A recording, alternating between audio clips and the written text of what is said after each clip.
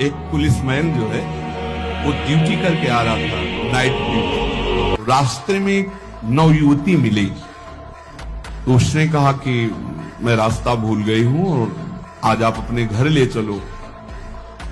उसका ब्याह हुआ नहीं था, पवित्र भाव से घर ले गया। जब घर में ले गया तो फिर उसका पवित्र भाव हो गया उस युवती का। वो तो घर ही था।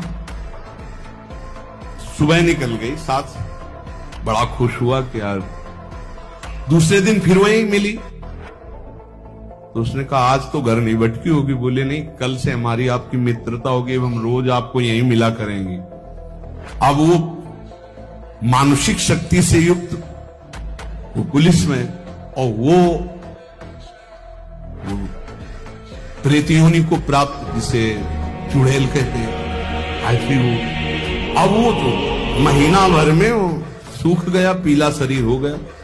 वैद्य के पास गया तो वैद्य ने कहा कि ऐसी दशा किसी शारीरिक सहवास से नहीं होती, तुम्हारा कोई मतलब एक अलौकिक शक्ति है जो तुम्हारा शोषण कर रही है, वो स्त्री नहीं है। उसने कहा फिर भी आप दवा हमें शक्तिवर्धन के लिए दीजिए, हम तो चलने लायक नहीं रह गए।